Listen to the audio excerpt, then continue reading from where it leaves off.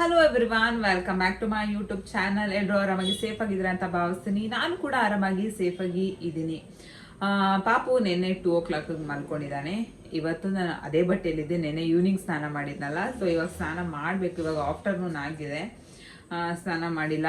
ಇವಾಗ ಬೇರೆ ಬ್ಯಾಂಗ್ಳೂರಲ್ಲಿ ನೀರಿಗೆ ಪ್ರಾಬ್ಲಮ್ ಆಗಿಬಿಟ್ಟಿದೆ, 4 days ಅಂತ ಹೇಳಿದ್ದಾರೆ. ಪಾಪು ಮಲ್ಕೊಂಡಿದ್ದ, ಇವಾಗ ತಾನೇ ಎದ್ದಿದ್ದಾನೆ. ಇವಾಗ ಐ ಥಿಂಕ್ ಒಂದು 12:30 ಅನ್ಸುತ್ತೆ.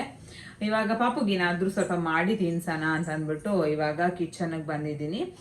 ನಿನ್ನೆ ಒಂದು ಬ್ಲಾಗಲ್ಲಿ ನಾನು ಇದ್ರನ್ನ ಸರಿನ ತೋರಿಸಿದೆ, ಅವಲಕ್ಕಿ ಮತ್ತೆ ಮಕಾನದು ಏನು ಸರ್ಲೆಕ್ಸ್ ಥರ ಮಾಡಿದ್ನಲ್ವಾ, ಅದನ್ನು ಇವಾಗ ಕುಕ್ ಮಾಡೋಣ ಅಂತ ಅಂದ್ಬಿಟ್ಟು ಬಂದಿದ್ದೀನಿ. 6 to 7 month ಒಳಗಡೆ ಇರೋ ಮಕ್ಕಳಿಗೆ 2 times ನಾವು ಊಟನ ಕೊಡಬೇಕು. ಜಸ್ಟ್ 1 tablespoon ಆಗೋಷ್ಟು ಏನು ಸರ್ಲೆಕ್ಸು ಅಥವಾ 2 tablespoon ಆಗೋಷ್ಟು ಸರ್ಲೆಕ್ಸ್ನ ನಾವು ಕೊಡಬೇಕು. ಜಾಸ್ತಿ ಟೈಮ್ ಕೊಡಬಾರ್ದು. 6 to 7 month ಒಳಗಡೆ ಇರೋರಿಗೆ. ಮತ್ತು 1 ml ಅಥವಾ 1 ಚಮಚ ಅಥವಾ 2 ಚಮಚ ನೀರನ್ನ ಕುಡಿಸಿದ್ರೆ ಸಾಕಾಗುತ್ತೆ.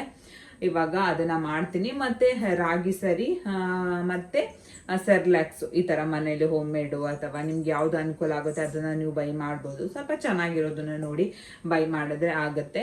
ರಾಗಿ ಸರಿನೇ ನಾವು 2 ಸಲ ಕೊಡಬಾರ್ದು ಮತ್ತು 3 ಟೈಮ್ ನಾವು ಊಟ ಮಾಡಿಸ್ಬಾರ್ದು ಸ್ಟಾರ್ಟಿಂಗ್. ಯಾಕಂದರೆ ಅವ್ರಿಗೆ ಅವಾಗ ತಾನೇ ಡೈಜೆಷನ್ ಸಿಸ್ಟಮ್ ಚೆನ್ನಾಗಿ ಏನೋ ಇಂಪ್ರೂವ್ ಆಗೋಕ್ಕೆ ಸ್ಟಾರ್ಟ್ ಆಗ್ತಾ ಇರುತ್ತೆ. ಏಕ್ದಮ್ ಒಂದೇ ಸಲ ಎಲ್ಲನೂ ನಾವು ಹಾಕ್ಬಿಟ್ರೆ ಅದೇನಾಗುತ್ತೆ, ಮಿಷಿನ್ ಸ್ವಲ್ಪ ಹಾಳಾಗಿ ಹೋಗ್ಬಿಡುತ್ತಲ್ವ. ಅದೇ ರೀತಿ ಸ್ವಲ್ಪ ಸ್ವಲ್ಪ ಅವ್ರಿಗೆ ಕೊಟ್ಟು ಅವ್ರಿಗೆ ಡೈಜೆಷನ್ ಮಾಡ್ಕೊಳ್ಳೋಷ್ಟು ಕೆಪಾಸಿಟಿ ಇರೋದಿಲ್ಲ. ಸ್ವಲ್ಪ ಸ್ವಲ್ಪ ಕೊಟ್ಟು ಆಮೇಲೆ ಜಾಸ್ತಿ ಇಂಪ್ರೂವ್ ಮಾಡ್ಕೊತಾ ಬರಬೇಕು. ಇವಾಗ 7 month ಒಳಗಡೆ ಇರೋರಿಗೆ 2 times ಕೊಡಬೇಕು. ಮಿಕ್ಕಿ ಟೈಮು ನಾರ್ಮಲ್ ಮಿಲ್ಕು. ಇವಾಗ ಅದನ್ನು ಪ್ರಿಪೇರ್ ಮಾಡ್ತೀನಿ. ಹೇಗೆ ಮಾಡ್ತೀನಿ, ತುಂಬಾ ಈಸಿಯಾಗಿ ಮಾಡ್ಕೊಬೋದು ಅದನ್ನು. ಇವಾಗ ನಿಮಗೂ ಕೂಡ ತೋರಿಸ್ಕೊಡ್ತೀನಿ, ಬನ್ನಿ. ಮತ್ತೆ ಇನ್ನೂ ಒಂದು ವಿಷಯ, ಬೇಗ ಬೇಗ ಚಾನಲ್ನ ಸಬ್ಸ್ಕ್ರೈಬ್ ಮಾಡಿಕೊಂಡು ವಿಡಿಯೋನ ಸಪೋರ್ಟ್ ಮಾಡಿ. ಬೇಗ ಬೇಗ ಸಬ್ಸ್ಕ್ರೈಬ್ ಮಾಡ್ಕೊಳ್ಳಿ ಗಾಯ್. ಹಾಯ್ ಮೇಡಮ್, ಸಬ್ಸ್ಕ್ರೈಬ್ ಮಾಡ್ಕೊಳ್ಳಿ ಅಂತ ಹೇಳಮ್ಮ. ಹೇಳು ಚಿನ್ನು. ಹೇಳಲ್ಲ ನೋಡಲಿ. ಹಾಯ್ ಮಾಡು. ಹಾಯ್. ನಾಲ್ಗೆ ತೋರಿಸ್ಬಿಡಮ್ಮ. ಹೆಂಗಮ್ಮ ತೋರಿಸೋದು ನಾಲ್ಗೆನ? ನಂಗೆ ಬಿಡಮ್ಮ ಕೌಶಿ. ಇವನಂತೂ ಫೋನ್ ನೋಡೋ ತಡ ಹಿಂಗೆ ಹಿಡ್ಕೊಳಕ್ಕೆ ಬರ್ತಾನೆ. ಅದಕ್ಕೆ ಇವಾಗ ಜಾಸ್ತಿ ಫೋನ್ ನಾವು ತೋರಿಸಲ್ಲ. ಫೋನ್ ಈ ಥರ ಏನಾದರೂ ಫೋನ್ ಬಂತು ಅಂದರೆ, ರಿಂಗ್ ಟೌನ್ ಜಾಸ್ತಿ ಆಯಿತು ಅಂದರೆ, ಸೌಂಡ್ ಕೇಳಿದ್ರೆ ಫುಲ್ ರಿಯಾಕ್ಷನ್ ಮಾಡ್ತಾನೆ. ಏನಾದರೂ ಸೌಂಡ್ ಬಂತು ಅಂತಂದರೆ ಯಾವ ಕಡೆಯಿಂದ ಬರ್ತಾ ಇದೆ ಸೌಂಡು ಅಂತ ನೋಡ್ತಾ ಇರ್ತಾನೆ. ಅಷ್ಟು ಮಕ್ಕಳು ಇವಾಗ ಆ್ಯಕ್ಟಿವ್ ಆಗಿರ್ತಾರೆ. ಅಂದರೆ ಏನು ಅನ್ನೋದು ಅವ್ರಿಗೆ ಇವಾಗಲೇ ಗೊತ್ತಾಗ್ಬಿಟ್ಟಿರುತ್ತೆ. ನಮ್ಮ ಥರ ದದ್ದು ಥರ ಇರೋದಿಲ್ಲ. ನಾವು ಸುಮ್ಮನೆ ಮಲ್ಕೊಂಡಿದ್ದಂಗೆ ಮಲ್ಕೊಂಡಿರ್ತಿದ್ವಂತೆ. ಬಟ್ ಇವಾಗ ಮಕ್ಳು ಹಂಗಲ್ಲ. ಏನಾದ್ರು ಸಣ್ಣ ಸೌಂಡ್ ಆದ ತಕ್ಷಣ ಕಂಡುಬಿಟ್ಟು ಯಾವ ಕಡೆ ಸೌಂಡ್ ಆಗ್ತಾ ಇದೆ, ಎಲ್ಲಿಂದ ಸೌಂಡ್ ಬರ್ತಾ ಇದೆ ಅಂತ ನೋಡ್ತಾ ಇರ್ತಾರೆ. ಇವಾಗ ನಾನು ಮಾತಾಡ್ತಾ ಇರೋದನ್ನೇ ನೋಡಿ ಎಷ್ಟು ಚೆನ್ನಾಗಿ ಅವ್ನು ಕೇಳಿಸ್ಕೊತಾ ಇದ್ದಾನೆ ಅಂದ್ಬಿಟ್ಟು. ತುಂಬ ಚೆನ್ನಾಗಿ ಇವಾಗಿನ ಮಕ್ಕಳು ಬೇಗ ಇಂಪ್ರೂವ್ ಆಗಿಬಿಡ್ತಾರೆ. ಎಲ್ಲದರಲ್ಲೂ ಅಷ್ಟೇ ಬೇಗ ನಾಲೆಡ್ಜ್ ಅವ್ರಿಗೆ ಗೊತ್ತಾಗ್ಬಿಡುತ್ತೆ. ಸರಿ, ಇವಾಗ ಜಾಸ್ತಿ ಮಾತಾಡೋದು ಬೇಡ. ಇವಾಗ ಆಮೇಲೆ ಮತ್ತೆ ಇನ್ನೂ ಒಂದು, ನಾಳೆ ಮಾರ್ಲಾಂಬಿ ಹಬ್ಬ ಅಂತ ಮಾಡ್ತಾರೆ. ನಿಮ್ಮ ಕಡೆ ಮಾಡ್ತಾರೆ ಏನೋ ನನಗೆ ಗೊತ್ತಿಲ್ಲ. ನಮ್ಮ ಊರಲ್ಲಿ ನಮ್ಮ ಅಜ್ಜಿ ಮನೇಲಿ ಅಮಾವಾಸ್ಯೆ ಆದ ನೆಕ್ಸ್ಟ್ ಡೇಗೆ ನಮ್ಮ ಊರಲ್ಲಿ ಮಾಡೋದು. ಒಂದು ಅರ್ಧ ಜನ ಅಮಾವಾಸ್ಯೆ ದಿವಸ ಮಾಡ್ತಾರೆ, ಇನ್ನೊಂದು ಅರ್ಧ ಜನ ಅಮಾವಾಸ್ಯೆ ಆದ ನೆಕ್ಸ್ಟ್ ಡೇ ಮಾಡ್ತಾರೆ. ಬಟ್ ನಮ್ಮ ಹಸ್ಬೆಂಡ್ ಅವ್ರ ಮನೇಲಿ ಅಮಾವಾಸ್ಯೆ 3 ದಿವಸ ಅಂತ ಅಂದ್ಬಿಟ್ಟು ಏನೋ ಹಿರಿಯರಿಗೆಲ್ಲ ಎಡೆ ಇಕ್ತಾರೆ. ನಾಳೆ ಅದು. ಇವತ್ತು ಒಂದು ಸ್ವಲ್ಪ ಪ್ರಿಪ್ರೇಷನ್ ಇದೆ. ಸ್ವಲ್ಪ ಹಂಗೆ ಲೈಟಾಗಿ ಮನೆಯೂ ಕೂಡ ಕ್ಲೀನ್ ಮಾಡ್ಕೋಬೇಕು. ಅಮ್ಮ ಬಂದು ಕ್ಲೀನ್ ಮಾಡ್ಕೊತಾರೆ. ಮತ್ತು ಸ್ವಲ್ಪ ಸೀರೆ ಮತ್ತು ಬಟ್ಟೆ ಅದೆಲ್ಲ ತರಬೇಕು. ಸ್ವಲ್ಪ ಅದು ಇದು ಕೆಲಸಗಳಿದೆ. ಇವತ್ತಿನ ಡೇ ಯಾವ ಥರ ಹೋಗುತ್ತೆ ಏನಾಯ್ತಾ ಅನ್ನೋದನ್ನು ನಿಮಗೂ ಕೂಡ ತೋರಿಸ್ಕೊಡ್ತೀನಿ. ಮತ್ತೆ ಇನ್ನೂ ಒಂದು ವಿಷಯ, ಮಕ್ಕಳಿಗೆ ಊಟ ತಿನ್ಸಿದ ತಕ್ಷಣನೇ ಎತ್ಕೊಂಡು ಹಾಗೆ ಹಿಂಗೆ ಅಲ್ಲಾಡ್ಸೋದು ಈ ಥರ ಮಾಡಬಾರ್ದು. ವಾಮಿಟ್ ಮಾಡ್ಕೊಂಡ್ಬಿಡ್ತಾರೆ ಅವರು. ಅವ್ರನ್ನ ಊಟ ತಿನ್ಸಾದ್ಮೇಲೆ ಒಂದ್ಸಲ ತೆಗಿಸ್ಬೇಕು. ನಾವು ತೆಗ್ಸೋದು ಅಂತ ಅಂತೀವಿ. ತೆಗ್ಸಿದ್ರೆ ಅವ್ರಿಗೆ ನೀಟಾಗಿ ಡೈಜೆಷನ್ ಆಗುತ್ತೆ. ಎತ್ಕೊಂಡು ಹಂಗೆ ಹಿಂಗೆ ಮಾಡಿದ್ರೆ, ಮತ್ತು ನೀರು ಕುಡ್ಸಾದ್ಮೇಲೂ ಜಾಸ್ತಿ ನೀರು ಕುಡ್ಸೋಕೆ ಹೋಗ್ಬಾರ್ದು. ನಾವು ಹೇಳಿದ್ಮೇಲೆ ಒಂದು 2 tablespoon ಕುಡಿಸಿದ್ರೆ ಸಾಕಾಗುತ್ತೆ. ಅವರು ಒಂದು ಸ್ವಲ್ಪ ರಿಲ್ಯಾಕ್ಸ್ ಆಗೋ ತನಕ ಅವ್ರನ್ನ ದಬಕ್ಕೊಳಕ್ಕೆ ಬಿಡಬಾರ್ದು, ಉಲ್ಟಾ ಆಗಕ್ಕೆ ಬಿಡಬಾರ್ದು. ಸ್ವಲ್ಪ ಎತ್ಕೊಂಡು ಈ ಥರ ಹಂಗೆ ಹಿಂಗೆ ಓಡಾಡಿದ್ರೆ ಸಾಕು, ಅವ್ರಿಗೆ ಡೈಜೆಷನ್ ಆಗುತ್ತೆ. ಇಲ್ಲಿ ನಾನು ಮೊದಲಿಗೆ 1 ಲೋಟ ನೀರನ್ನು ತೊಗೊಂಡಿದ್ದೀನಿ. ನಾನು ಏನು ಪೌಡರ್ ಮಾಡಿ ಇಟ್ಕೊಂಡಿದ್ನಲ್ವ ಅವಲಕ್ಕಿ ಮತ್ತು ಮಖಾನನ ಅದ್ರ 1 ಟೇಬಲ್ ಸ್ಪೂನ್ ಆಗೋಷ್ಟು ಹಾಕಿ ಚೆನ್ನಾಗಿ ನೀರು ತಣ್ಣಗಿರುವಾಗಲೇ ಚೆನ್ನಾಗಿ ಮಿಕ್ಸ್ ಮಾಡಿಕೊಂಡು ಚೆನ್ನಾಗಿ ಕುದಿಸ್ತೀನಿ. ಮೇಯ್ನಾಗಿ ನಾವು ಸರಿ ಮಾಡಬೇಕಾದ್ರೆ ಸ್ವಲ್ಪ ತುಂಬ ತೆಳುವಾಗಿ ಮಾಡ್ಕೊಬೇಕು ಮತ್ತು ಚೆನ್ನಾಗಿ ಬೇಯಿಸಬೇಕು. ಅರ್ಧಂಬರ್ಧ ಬೆಂದಿರೋದು ಅಂತಂದರೆ ಮಕ್ಕಳಿಗೆ ಇಷ್ಟ ಆಗಲ್ಲ.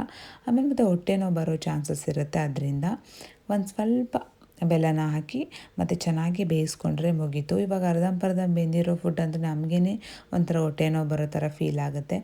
ಇನ್ನು ಮಕ್ಕಳಿಗಂತೂ ಇನ್ನೂ ಸೆನ್ಸಿಟಿವ್ ಇರ್ತಾರೆ, ಅವ್ರಿಗೂ ಹೊಟ್ಟೆ ನೋವು ಬರೋ ಚಾನ್ಸಸ್ ಇರುತ್ತೆ. ಆದಷ್ಟು ಚೆನ್ನಾಗಿ ಬೇಯಿಸೋದ್ರಿಂದ ಫ್ಲೇವರ್ ಚೆನ್ನಾಗಿ ಬಿಡುತ್ತೆ, ಅವ್ರಿಗೂ ಘಮ ಚೆನ್ನಾಗಿ ಬರುತ್ತೆ, ತಿನ್ನೋಕ್ಕೆ ಇಂಟ್ರೆಸ್ಟ್ ಅವ್ರಿಗೆ ಜಾಸ್ತಿ ಬರುತ್ತೆ. ಒಟ್ಟಿನಲ್ಲಿ ಹಂಗೋ ಹಿಂಗೋ ಮಾಡಿ ಪಾಪುಗೆ ಊಟನ ತಿನ್ನಿಸ್ದೆ. ಒಂದು ಸ್ವಲ್ಪ ಬಿಟ್ಟ ಲಾಸ್ಟಲ್ಲಿ ಒಂದು ತುತ್ತಷ್ಟು ದೃಷ್ಟಿನ ತೆಗೆದುಬಿಟ್ಟು ಹಾಕ್ಬಿಡ್ಬೇಕು. ಏನಾದರೂ ಸ್ವಲ್ಪ ಅನ್ನದಲ್ಲಿ ದೃಷ್ಟಿ ತೆಗೆಯೆಲ್ಲ ಇದ್ದರೆ ಅದು ಹೋಗ್ಬಿಡುತ್ತೆ. ಪಾಪುಗೆ ನಾನು ಮಾಡಿದ್ದು ಅಂತ ಒಂದು ಸರಿ ಓಕೆ ಅಷ್ಟು ಅಂದರೆ ಫಸ್ಟ್ ಟೈಮ್ ಅಲ್ವಾ ಒಂದು ಟೇಸ್ಟ್ ಮಾಡಿದ್ದು. ತಿಂದ, ಬಟ್ ಸ್ವಲ್ಪ ಬೇಡ ಅಂತ ಇದ್ದ. ಸರಿ, ಅವನಿಗೆ ನಾರ್ಮಲಾಗಿ ಸರ್ಲೆಕ್ಸ್ನ ಕೊಡ್ತಾ ಇದ್ನಲ್ಲ, ಆ ಒಂದು ಟೇಸ್ಟ್ನ ಕೇಳ್ತಾನೆ ಅವನು. ಇದು ಹೊಸ ಟೇಸ್ಟ್ ಅಲ್ವ, ಸ್ವಲ್ಪ ಇದು ಅಂದರೆ ಸ್ವೀಟ್ನೆಸ್ ಎಲ್ಲ ಸ್ವಲ್ಪ ಕಡಿಮೆ ಇರುತ್ತಲ್ವ, ಅದರಿಂದ ಟೇಸ್ಟ್ ಸ್ವಲ್ಪ ವ್ಯತ್ಯಾಸ ಇರುತ್ತಲ್ಲ, ಅದರಿಂದ. ಆಮೇಲೆ ಸ್ಪೂನಲ್ಲಿ ನಾರ್ಮಲಾಗಿ ನಾನು ತಿನ್ನಿಸ್ತಾ ಇದ್ದೆ, ಬಟ್ ಆಮೇಲೆ ಬೇಡ ಅಂತ ಇದ್ದ, ಒಂಥರ ವಾಕರ್ಸೋದು ಈ ಥರ ಮಾಡ್ತಾ ಇದ್ದ. ಆಮೇಲೆ ಕೈಯಲ್ಲಿ ತಿನ್ಸೋಕ್ಕೆ ಸ್ಟಾರ್ಟ್ ಮಾಡಿದೆ. ಆಮೇಲೆ ಕೈಯಲ್ಲಿ ತಿಂದ, ಬೆರಳಲ್ಲಿ ಸ್ವಲ್ಪ ಹಿಂಗೆ ತೇತಿ ಹಾಕಿದೆ. ಮಕ್ಕಳಿಗೆ ಏನೋ ಕೈನ ಹಿಂಗೆ ಏನೋ ಕಚ್ಚಕ್ಕೆ ಇದು ಮಾಡ್ತಾರಲ್ವ, ಕಚ್ಚಕ್ಕೆ ಬರ್ತಾರಲ್ವ, ಅದರಿಂದ ಸ್ವಲ್ಪ ಕೈಯಲ್ಲಿ ತಗೊಂಡು ತಿನ್ನಿಸ್ತಾ ಇದ್ರೆ ಐ ಥಿಂಕ್ ಕಚ್ಬೋದಲ್ಲ ಅಂತ ಅನ್ನೋದು ತಿಂತಾರೆ. ಸೊ ತಿನ್ನಲ್ಲ ಅನ್ನೋ ಮಕ್ಕಳಿಗೆ ಯಾವುದಾದ್ರೂ ಒಂದು ಟ್ರಿಕ್ನ ನಾವು ಯೂಸ್ ಮಾಡಿ ತಿನ್ನಿಸ್ಲೇಬೇಕು, ಇಲ್ಲಾಂದ್ರೆ ಅವ್ರು ಏನೂ ತಿನ್ನೋಕ್ಕೆ ಹೋಗೋದಿಲ್ಲ. ಒಟ್ಟಿನಲ್ಲಿ ಮಾಡಿರುವಂತಹ ಬೌಲ್ ಖಾಲಿ ಆದರೆ ಅಮ್ಮಂದ್ರಿಗೆ ಒಂದು ಸಮಾಧಾನ. ಹಂಗೆ ಉಳ್ಕೊಂಡ್ರೆ ಬೇಜಾರು, ಅಯ್ಯೋ ತಿನ್ನಿಲ್ವಲ್ಲ, ಹೆಂಗೋ ಫೋರ್ಸ್ ಮಾಡಾದರೂ ತಿನ್ನಿಸ್ಬಿಟ್ಟಿರ್ತಾರೆ. ಯಾರಾದ್ರೂ ಅಷ್ಟೇ ಹಂಗೇನೆ ಮಾಡೋದು. ಈಗ ನಾನು ಕೂಡ ಅಷ್ಟೇ, ಅಯ್ಯೋ ತಿಂದರೆ ಸಾಕಲ್ವಾ ಅನ್ನೋ ಥರ ಇರುತ್ತೆ. ಒಂದು ಸ್ವಲ್ಪ ಏನಾದರೂ ತಿನ್ಬೇಕಲ್ಲ ಅಂತ ಒಂದು ತಾಯಂದ್ರಿಗೆ ಬೇಜಾರಾಗ್ತಾ ಇರುತ್ತೆ. ಏನು ತಿನ್ನಿಲ್ಲ ಅಂದರೆ ಯಾಕೇನು ತಿಂತಾ ಇಲ್ಲ ಅಂದ್ಬಿಟ್ಟು ಆಮೇಲೆ ಅದನ್ನೇ ಕೊಡಬೇಕು ಇದನ್ನೇ ಕೊಡಬೇಕು ಪರ್ಟಿಕ್ಯುಲರ್ ಆಗಿ ಆ ಥರ ಅಭ್ಯಾಸ ಮಾಡ್ಕೊಂಡ್ಬಿಟ್ರೆ ಮಕ್ಕಳಿಗೆ ಏನು ಮಾಡ್ತಾರೆ ಅದನ್ನೇ ಕೇಳ್ತಾರೆ. ಬೇರೆ ಯಾವುದೋ ಒಂದು ಟೇಸ್ಟ್ಗೂ ಅವರು ಹೋಗೋಕ್ಕೆ ಇಷ್ಟಪಡೋದಿಲ್ಲ. ಅದರಿಂದಾನೇ ಆ ಟೈಮಲ್ಲಿ ಆ ಮಕ್ಕಳಿಗೆ ಏನೇನು ಕೊಡಬೇಕು ಅನ್ನೋದನ್ನ ಎಲ್ಲಾನು ಅವ್ರಿಗೆ ಒಂದ್ಸಲ ಟೇಸ್ಟ್ ಮಾಡಿಸ್ಬೇಕಾಗತ್ತೆ. ಆವಾಗ್ಲೇನೆ ಅವ್ರಿಗೆ ಎಲ್ಲದನ್ನು ತಿನ್ನೋಕ್ಕೆ ಇಷ್ಟಪಡ್ತಾರೆ. ಇಲ್ಲಾಂತಂದ್ರೆ ಪರ್ಟಿಕ್ಯುಲರ್ ನಾನು ಬರೀ ರಾಗಿ ಸರಿ ಅಂದರೆ ಬರೀ ರಾಗಿ ಸರಿನೇ ಆಯ್ತಾ, ಬರೀ ರಾಗಿ ಸರಿನೇ ಕೇಳ್ತಾರೆ, ಬೇರೆ ಇನ್ನೇನು ತಿನ್ನೋಕ್ಕೆ ಇಷ್ಟಪಡಲ್ಲ ಅವರು. ಅದಕ್ಕೋಸ್ಕರ ಎಲ್ಲದನ್ನು ಅಂದರೆ ಅದು ಒಂದು ನೆಕ್ಸ್ಟ್ ನಾನು ವಿಡಿಯೋದಲ್ಲಿ ಮಾಡ್ತೀನಿ. ಒಂದು ಸ್ವಲ್ಪ ಟೈಮ್ ಬೇಕು. 1 ಇಯರ್ ಒಳಗಡೆ ಇರೋ ಮಕ್ಕಳುಗಳಿಗೆ ಯಾವ ರೀತಿ ನಾವು ಊಟನ ಕೊಡಬೇಕು ಅಂತ ಒಂದು ಡಯಟ್ ಚಾರ್ಟೇನೆ ಇರುತ್ತೆ. ಬಟ್ ನಾನು 1 ಇಯರ್ದು ತನಕ ಹೇಳಕ್ಕೆ ಹೋಗಲ್ಲ. ಅಟ್ ಪ್ರೆಸೆಂಟ್ ಇವಾಗ 6 to 7 ಮಂತ್ದು ಏನಿದೆ ಆ ಒಂದು ಮಂತದ ನಾನು ಎಕ್ಸ್ಪ್ಲೇನ್ ಮಾಡೋಕ್ಕೆ ಹೋಗ್ತೀನಿ. ಏನೇನು ಮಕ್ಕಳಿಗೆ ಏನೇನು ಕೊಡ್ಬೋದು, ಯಾವ ಒಂದು ಫ್ರೂಟ್ಸ್ಗಳನ್ನ ಕೊಡ್ಬೋದು, ವೆಜಿಟೇಬಲ್ಸ್ನ ಕೊಡ್ಬೋದು ಅನ್ನೋದ್ರ ಬಗ್ಗೆ ನಾನು ನೆಕ್ಸ್ಟ್ ವಿಡಿಯೋದಲ್ಲಿ ನಾನು ಮಾಡ್ತೀನಿ. 6 to 7 ಮಂತ್ ಒಳಗಡೆ ಇರೋ ಮಕ್ಕಳಿಗೆ. ನೆಕ್ಸ್ಟು ಪಾಪು ನೆಕ್ಸ್ಟು 8 to 9 ಮಂತ್ಗೆ ಬರ್ತಾನಲ್ಲ, ಆವಾಗ ಆ ಒಂದು ರೊಟೀನ್ ಏನಿದೆ ಆ ಒಂದು ಟೈಮಲ್ಲಿ ನಾನು ಶೇರ್ ಮಾಡ್ಕೊತೀನಿ. ಐ ಥಿಂಕ್ ಈ ಒಂದು ನಿಮಗೆ ವಿಡಿಯೋ ಇಷ್ಟ ಆಗಿದೆ ಅಂತ ಭಾವಿಸ್ತೀನಿ. ಸಪೋಸ್ ಏನಾದರೂ ಇಷ್ಟ ಆಯಿತು, ಲೈಕ್ ಆಯಿತು, ಮತ್ತು ಯೂಸ್ಫುಲ್ ಆಯಿತು, ನಾನು ಹೇಳಿದಂಥ ಟ್ರಿಕ್ ನಿಮಗೆ ಯೂಸ್ ಮಾಡಿ ಅದು ಯೂಸ್ ಆಯಿತು ಅಂತಂದರೆ ದಯವಿಟ್ಟು ಕಾಮೆಂಟ್ ಮಾಡಿ ಮತ್ತು ಸಬ್ಸ್ಕ್ರೈಬ್ ಮಾಡಿಕೊಂಡು ಸಪೋರ್ಟ್ ಮಾಡಿ. ನೋಡೋಣ, ಇವತ್ತು ಸದ್ಯಕ್ಕೆ ಪಾಪುಗೆ ತಿನ್ನಿಸ್ದಲ್ವ, ಇದೇ ಒಂದು ದೊಡ್ಡ ಸಮಾಧಾನ. ಇನ್ನು ನಾನು ಆರಾಮಾಗಿ ಆಟ ಆಡ್ಕೊಂಡಿರ್ತಾನೆ, ಮತ್ತು ಇನ್ನೊಂದು ತಲೆನೋವು ಇರೋದಿಲ್ಲ. ಮತ್ತು ಇವಾಗ ಒಂದು ಬೆಳ್ಳ ಹಾಕೊಳ್ಳೋಕ್ಕೆ ಟ್ರೈ ಮಾಡೋಕ್ಕೆ ಸ್ಟಾರ್ಟ್ ಮಾಡಿಬಿಟ್ಟಿದ್ದಾನೆ. ಮೊದಲು 1 ಬೆಳ್ಳ ಹಾಕೊತಿದ್ದ, 2 ಬೆಳ್ಳ ಹಾಕೊತಿದ್ದ, ಇವಾಗ ಬರ್ತಾ ಹಿಂಗೆ ಹಾಕೊಳ್ಳೋಕೆ ಸ್ಟಾರ್ಟ್ ಮಾಡಿಬಿಟ್ಟಿದ್ದಾನೆ. ಅದಕ್ಕೆ ಅದನ್ನು ತೆಗಿತಾ ಇರ್ತೀನಿ. ಮಕ್ಕಳೇನು ಮಾಡೋಕ್ಕಾಗಲ್ಲ, ಅವರು ಹಾಕೊತಾನೆ ಇರ್ತಾರೆ. ಈ ಟೈಮಲ್ಲಿ ಅವ್ರಿಗೆ ಅಲ್ಲಿ ಬರೋ ಒಂದು ಚಾನ್ಸಸ್ ಇರುತ್ತೆ. 6 to 15 ಮಂತ್ ಒಳಗಡೆ ಅವ್ರಿಗೆ ಟೀತ್ ಗ್ರೋತ್ ಆಗೋದು. ಆ ಟೈಮಲ್ಲಿ ಅವ್ರಿಗೆ ಒಂಥರ ಇಚ್ಚಿಂಗ್ ಅನ್ನಿಸ್ತಾ ಇರುತ್ತೆ, ಒಂಥರ ಮುಲು ಅಂತ ಇರುತ್ತಲ್ಲ, ಅದರಿಂದ ಅವರು ಕೈ ಹಾಕ್ಕೊಂಡು ಜಬ್ಬು ಬೇಕು ಅಂತ ಅಂದ್ಬಿಟ್ಟು ಇಷ್ಟಪಡ್ತಾರೆ.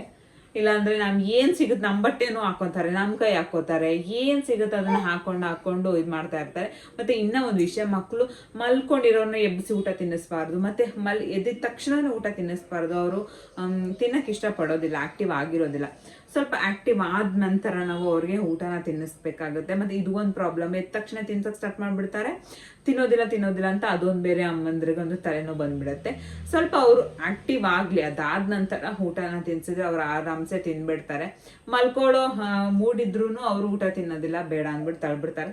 ಮತ್ತೇನೋ ಒಂದು ಅಳಕ್ಕೆ ಸ್ಟಾರ್ಟ್ ಮಾಡಿ ಹಂಗೆ ಹಾಲು ಕುಡ್ಕೊಂಡು ಮಲ್ಕೊಬಿಡ್ತಾರೆ. ಆ ಥರ ಮಾಡೋಕ್ಕೆ ಹೋಗ್ಬಾರ್ದು. ಇವಾಗ ಊಟ ತಿನ್ಸಿದನಲ್ಲ, ಸ್ವಲ್ಪ ನಿದ್ದೆ ಮಾಡೋ ಮೂಡ್ ಬರ್ತಾ ಇದೆ ಇವಾಗ. ಅದರಿಂದ ಪಾಪನ ಸ್ವಲ್ಪ ಹೊತ್ತು ಮಲಗಿಸಿ ನಾನು ಕೂಡ ಸ್ವಲ್ಪ ಹೊತ್ತು ಸ್ವಲ್ಪ ಅನ್ನ ಮಾಡಿಬಿಡ್ತೇನೆ. ಆಮೇಲೆ ನೋಡೋಣ ಇವತ್ತಿನ ಡೇ ಯಾವ ಥರ ಹೋಗುತ್ತೆ ಏನೋ ಎತ್ತ ಅನ್ನೋದನ್ನು ನಿಮಗೂ ಕೂಡ ತೋರಿಸ್ಕೊಡ್ತೀನಿ. ಮತ್ತು ಈ ಒಂದು ಟ್ರಿಪ್ನ ಯೂಸ್ ಮಾಡಿ, ನಾನು ಹೇಳಿದ್ನಲ್ಲ, ನಿಮ್ಮ ಮಕ್ಳು ಏನಾದರೂ ಸ್ಪೂನಲ್ಲಿ ತಿನ್ನಲ್ಲ, ಬೇಡ ನನಗೆ ಅದು ಇದು ಅಂತ ತಳ್ತಾ ಇದ್ರೆ ಐ ಥಿಂಕ್ ಒಂದ್ಸಲ ಕೈಯಲ್ಲಿ ತಿನ್ನಿಸಿ ನೋಡಿ. ಅವ್ರು ಕೈ ಕಚ್ಚಕ್ಕಾದ್ರೂ ಊಟನ ನುಂಗ್ತಾರೆ, ಕೈನೂ ಕಚ್ತಾರೆ, ಊಟನೂ ನುಂಗ್ತಾರೆ. ನೋಡ್ರಿ, ಐ ಥಿಂಕ್ ಇದು ಯೂಸ್ ಮಾಡಿ ನೋಡಿ. ಯೂಸ್ ಆದರೆ ಕಾಮೆಂಟ್ ಮಾಡಿ. ಬಾಯ್. ಒಂದು ವೆಬ್ಸೈಟಿಂದ ನಾನು ಸ್ಲಿಪ್ಪರ್ಸ್ನ ಆರ್ಡರ್ ಮಾಡಿದ್ರೆ, ಐ ಥಿಂಕ್ ಅದು ಲಾಸ್ಟ್ ಮಂತೇನೋ ಆರ್ಡರ್ ಮಾಡಿದೆ ಅಂತ ಅನ್ಸುತ್ತೆ. ತುಂಬಾ ದಿವಸ ಆಯಿತು, ಡಿಲೇ ಆಗ್ತಾಯಿತ್ತು. ಐ ಥಿಂಕ್ ಅದು ಇವತ್ತು ಕೊರಿಯರ್ ಬಂದಿದೆ. ಅಲ್ಲಿ ತುಂಬಾ ಒಂದು ಒಳ್ಳೊಳ್ಳೆ ಕಲೆಕ್ಷನ್ಸ್ ಇದೆ. ಆ ಒಂದು ವೆಬ್ಸೈಟ್ನ ನಾನು ತೋರ್ಸೋಕ್ಕಿಂತ ಮುಂಚೆ ಫಸ್ಟು ನಾನು ಚಪ್ಪಲ್ನ ತೋರಿಸ್ತೀನಿ. ಅದಾದ ನಂತರ ಲಿಂಕ್ ಬೇಕು, ನಿಮ್ಗೆ ಇಷ್ಟ ಆಯಿತು ಅಂತಂದರೆ ಮಾತ್ರ ನೀವು ಕಾಮೆಂಟ್ನ ಮಾಡಿ. ಎಷ್ಟು ಚೆನ್ನಾಗಿದೆ ಅಂತಂದರೆ ನಂಗೆ ತುಂಬ ಇಷ್ಟಪಟ್ಟು 3 ಪೇರ್ನ ಆರ್ಡರ್ ಮಾಡಿದ್ದೀನಿ. ಬರ್ನೇ ಇಲ್ಲ, ಐ ಥಿಂಕ್ ನಾನು ಬರೋದಿಲ್ವೇನೋ ಅಂತ ಅಂದ್ಕೊಂಡಿದ್ದೆ. ಯಾಕಂದರೆ ಆ ಒಂದು ಪೇಜು ತುಂಬಾ ಫಾಲೋವರ್ಸ್ ಇದೆ, ತುಂಬ ಒಂದು ಒಳ್ಳೆ ರಿವ್ಯೂ ಇದೆ ಅಂತಲೇ ಹೇಳ್ಬೋದು ಆ ಒಂದು ಪೇಜ್ಗೆ. ನಾನು ಇದೆಲ್ಲಿ ಬರ್ನೇ ಇಲ್ವಲ್ಲ, ಇಷ್ಟು ದಿವಸ ಆಯ್ತಲ್ಲ, ಇನ್ನೇನು ಮಂತು ಲಾಸ್ಟ್ ಯಾವಾಗ ನಾನು ಆರ್ಡರ್ ಮಾಡಿದೆ ಅಂತ ಗೊತ್ತಿಲ್ಲ. ಈ ಮಂತ್ 8 ಏನಿದೆ ಡೇಟ್, ಆ ಒಂದು 8th ಬರಬೇಕಿತ್ತು. ಅವತ್ತು ಬರಲಿಲ್ಲ, ಮತ್ತೆ ಕ್ಯಾನ್ಸಲ್ ಆಯಿತು, ಪೋಸ್ಟ್ಪೋನ್ ಆಗ್ತಾನೆ ಇತ್ತು. ಅಲ್ಲಿ ನಾನು ಸುಮ್ಮನೆ ಬಿಟ್ಬಿಟ್ಟೆ. ಅದು ಇವತ್ತು ಬಂದಿದೆ. ನಾನು ನೋಡೋಣ, ಅದನ್ನು ನಾನು ಅನ್ಬಾಕ್ಸ್ ಮಾಡುವಾಗ ನಾನು ವಿಡಿಯೋ ಮಾಡ್ತೀನಿ. ಐ ಥಿಂಕ್ ತುಂಬ ಅಂದರೆ ಈ ಪಾಪಿಗೆ ಮಲಗಿದ ತಕ್ಷಣ ಅದೊಂದು ಅನ್ಬಾಕ್ಸ್ನ ಮಾಡಿಬಿಡ್ತೀನಿ. ತುಂಬ ಕ್ಯೂರಿಯಾಸಿಟಿ ಇದೆ ನನಗೆ ಆ ಒಂದು ಚಪ್ಪಲ್ಸ್ ಯಾವ ರೀತಿ ಬರುತ್ತೆ ಅಂತ ಅಂದ್ಬಿಟ್ಟು. ಅಂದರೆ ಕ್ವಾಲಿಟಿ ನೋಡೋಣ ಯಾವ ರೀತಿ ಇದೆ ಅಂತ ಅಂದ್ಬಿಟ್ಟು. ಮತ್ತು ಡಿಸೈನ್ ವೈಸ್ ಎಲ್ಲ ತುಂಬಾ ಚೆನ್ನಾಗಿದೆ. ನೋಡಿದ ತಕ್ಷಣ ಅಟ್ರಾಕ್ಟಿವ್ ಆಗಿ ಇರುವಂಥ ಒಂದು ಚಪ್ಪಲ್ಸ್ಗಳನ್ನ ನಾನು ಆರ್ಡರ್ ಮಾಡಿದ್ದೆ. ನೋಡೋಣ ಕ್ವಾಲಿಟಿ ಹೇಗೆ ಬಂದಿದೆ ಅಂತ ಅಂದ್ಬಿಟ್ಟು. ಗೈಸ್, ನಿಜವಾಗ್ಲೂ ಈ ಒಂದು ಆರ್ಡರ್ಗೋಸ್ಕರ ನಾನು ತುಂಬ ದಿವಸದಿಂದ ವೆಯ್ಟ್ ಮಾಡ್ತಾಯಿದ್ದೆ. ಐ ಥಿಂಕ್ ನಾನು ಬರೋದಿಲ್ಲ ಅಂತ ಅಂದ್ಕೊಂಡಿದ್ದೆ, ನನಗೆ ಹೋಪ್ ಇರಲಿಲ್ಲ. ಯಾಕಂದರೆ ಅದರ ಡೆಲಿವರಿ ಡೇಟ್ ಅವರೇ ಪೋಸ್ಟ್ಪೋನ್ ಮಾಡ್ಕೊತಾ ಇದ್ರು. ಐ ಥಿಂಕ್ ನಾನು ಇಷ್ಟು ಒಳ್ಳೆ ಪೇಜಿಂದ ಯಾಕೆ ಈ ಥರ ಡೆಲಿವರಿ ಪ್ರಾಬ್ಲಮ್ ಆಗ್ತಾಯಿದೆ ಅಂತ ಅಂದ್ಕೊತಾ ಇದ್ದೆ. ಐ ಥಿಂಕ್ ಬರೋದಿಲ್ವೇನೋ ಅಂತ ಅಂದ್ಬಿಟ್ಟು ನಾನು ಸುಮ್ಮನೆ ಆಗಿಬಿಟ್ಟಿದ್ದೆ. ನನಗೆ ಕೊರಿಯರ್ ಇದೆ ಅಂತ ಕಾಲ್ ಬಂದಿತ್ತು. ಯಾವ ಕೊರಿಯರು, ನಾನು ಯಾವುದು ಆರ್ಡ್ರ್ ಮಾಡಿದ್ದೀನಿ ನನಗೆ ಗೊತ್ತಿಲ್ವಲ್ಲ. ನಾರ್ಮಲಾಗಿ ಅಮೆಝಾನ್, ಫ್ಲಿಪ್ಕಾರ್ಟ್ ಈ ಥರದ್ದೆಲ್ಲ ನಾರ್ಮಲ್ ಅಮೆಝಾನ್ ಕೊರಿಯರ್ ಅಂತ ಹೇಳ್ತಾರೆ. ಇವರು ಬರೀ ಕೊರಿಯರ್ ಬಂದಿದೆ ಅಂತ ಹೇಳಿದರು. ನನಗೆ ಯಾವ್ದು ಇರ್ಬೋದು ಅಂತ ನನಗೆ ಗೊತ್ತೇ ಇಲ್ಲ. ನಾನು ಪೇಮೆಂಟ್ ಮಾಡೋ ತನಕ ನನಗೆ ಗೊತ್ತಿಲ್ಲ ಇದು ಈ ಒಂದು ಸ್ಲಿಪ್ಪರ್ಸ್ ಆರ್ಡ್ರ್ ಮಾಡಿದ್ನಲ್ಲ ಅದು ಅಂತ ಅಂದ್ಬಿಟ್ಟು. ಬಟ್ ಗಾಯ್ಸ್, ಸೀರಿಯಸ್ ಆಗಿ ನೀವೇ ನೋಡಿ ಎಷ್ಟು ಚೆನ್ನಾಗಿ ಕ್ಲಾಸಿಯಾಗಿ ಕಾಣಿಸ್ತಾ ಇದೆ ಅಂತ ಅಂದ್ಬಿಟ್ಟು. ನನಗೆ ಈ ಒಂದು ಬ್ಲ್ಯಾಕ್ ಸ್ಲಿಪ್ಪರ್ ಮಾತ್ರ ನೆಕ್ಸ್ಟ್ ಲೆವೆಲ್, ನನಗೆ ಸಖತ್ ಇಷ್ಟ ಆಯಿತು. ಇದರ ಲಿಂಕ್ ಬೇಕಂದರೆ ದಯವಿಟ್ಟು ಫಾಲೋ ಮಾಡಿ ಮತ್ತು ಕಾಮೆಂಟ್ ಮಾಡಿ, ಆವಾಗ ಸೆಂಡ್ ಮಾಡ್ತೀನಿ. ಬೇಜಾರು ಮಾಡ್ಕೊಬೇಡಿ, ಹೇಗಿದೆ ಅಂತ ಅಂದ್ಬಿಟ್ಟು ಕಾಮೆಂಟ್ ಮಾಡಿ. ಮತ್ತು ಮಾರ್ಲಮಿ ಹಬ್ಬ ಅಂತ ಹೇಳಿದ್ನಲ್ವ, ಅದಕ್ಕೆ ಮನೆ ಫುಲ್ಲು ಕ್ಲೀನಿಂಗಲ್ಲಿದೆ. ಅದರಲ್ಲೂ ಕಿಚನ್ ಕ್ಲೀನಿಂಗಲ್ಲಿತ್ತು, ತುಂಬಾ ಕ್ಲೀನಿಂಗಲ್ಲಿತ್ತು. ಹಬ್ಬ ಅಂದರೆ ಸಾಕು, ಮನೆಯಂತೂ ತುಂಬ ಮೆಸ್ಸಿ ಆಗಿಬಿಡುತ್ತೆ. ಮತ್ತು ಎಲ್ಲದೂ ಕ್ಲೀನ್ ಮಾಡೋದ್ರಲ್ಲಿ ಒಂದಷ್ಟು ಟೈಮ್ ಹೋಗ್ಬಿಡುತ್ತೆ. ಯಾವ್ದನ್ನ ಕ್ಲೀನ್ ಮಾಡೋದು, ಯಾವ್ದನ್ನ ಬಿಡೋದು, ಇಲ್ಲಿಂದ ಅಲ್ಲಿಗೆ ತಿಡೋದು, ಅಲ್ಲಿಂದ ಇಲ್ಲಿಗೆ ತಿಡೋದು, ಇದೇ ಒಂದು ಪರಿಸ್ಥಿತಿ ಆಗಿಬಿಡುತ್ತೆ. ಪ್ರತಿಯೊಬ್ಬ ಹೆಣ್ಮಕ್ಳಿಗೂ ಇದೇ ರೀತಿ ಅಂತ ಅನ್ಕೊತೀನಿ. ಫೈನಲಿ ನಮ್ಮ ಅಡುಗೆ ಮನೆ ಮತ್ತು ನಮ್ಮ ಮನೆ ಒಂದು ರೇಂಜಿಗೆ ಸೆಟ್ ಆಯಿತು. ನಾನು ಫುಲ್ ವೀಡಿಯೋ ಏನೋ ಮಾಡೋಕ್ಕೆ ಹೋಗಿಲ್ಲ. ಮತ್ತು ಈ ವ್ಲಾಗ್ ನಿಮಗೆ ಇಷ್ಟ ಆಗಿದರೆ ಪ್ಲೀಸ್ ಲೈಕ್, ಶೇರ್ ಮಾಡಿ, ಕಮೆಂಟ್ ಮಾಡಿ, ಸಬ್ಸ್ಕ್ರೈಬ್ ಮಾಡ್ಕೊಳ್ಳಿ. ಮತ್ತು ಹೇಗೆ ಬರ್ತಾಯಿದೆ ವೀಡಿಯೋಸ್ ಅಂತ ಕಮೆಂಟ್ ಮಾಡಿ ಹೇಳಿ. ನೆಕ್ಸ್ಟ್ ವೀಡಿಯೋದಲ್ಲಿ ಸಿಗ್ತೀನಿ. ಬಾಯ್, ಲವ್ ಯು ಆಲ್.